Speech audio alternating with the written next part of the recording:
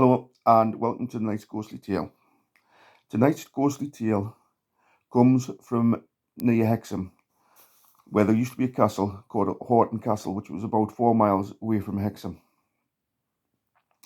From the 1300s to the 1700s, in Northumberland and down into Durham and into Scotland, there used to be called gangs of criminals called the Border Reivers. These were families who took it upon themselves to raid into both Scotland and England when they needed money or food. They would steal horses, cattle, sheep.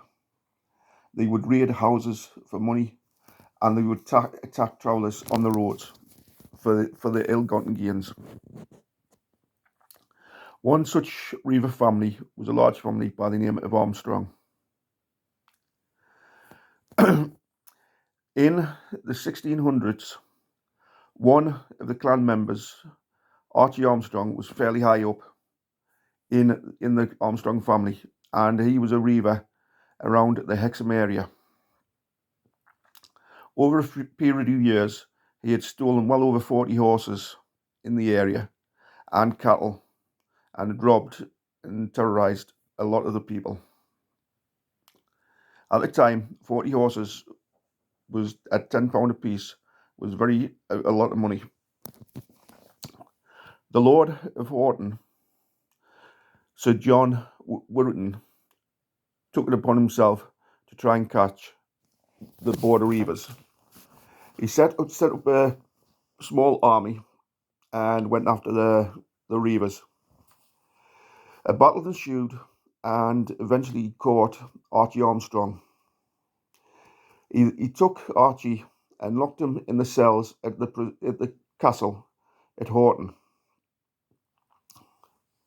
The next year, Sir Wirreton had to go to York for a meeting with other lords. He set off, and in his haste, he set off without giving instructions for Archie Armstrong to be fed and watered. He got to York, he had his meeting, and he had other businesses to deal with. This other business took 2 or 3 weeks. It was on his way back he realised that he hadn't set instructions for Archie Armstrong's dealings for food and water. He raced back because he was the only one who had the key to the cell. When he got back, he asked his guards how was Archie, and they explained that the first few days he would shout and scream on, wanting to be let free, but the guards never went near him. They just left him.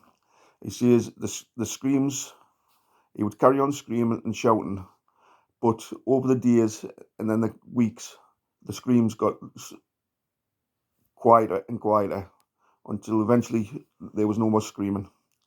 Archie quickly ran down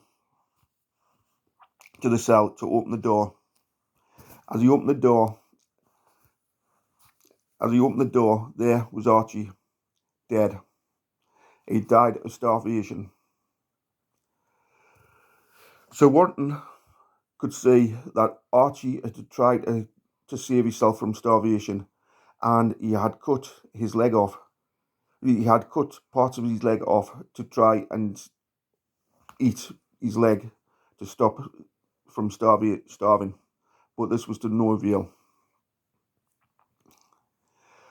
Now, as soon as Sir John Warren stayed back at the castle, screams and howls were heard all through the castle, and this would happen every time Sir John Warren stayed within the castle. And it is said that any family member of the Warrens who ever set foot in the castle, or now in where the castle used to stand, screams and wails will be heard. And this is the screams and wails of Archie Armstrong, who died within the castle of starvation.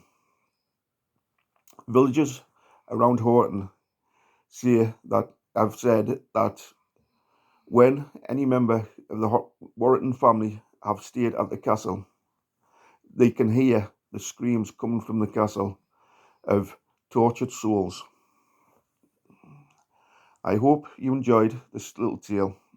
I hope to tell another one tomorrow. Good night.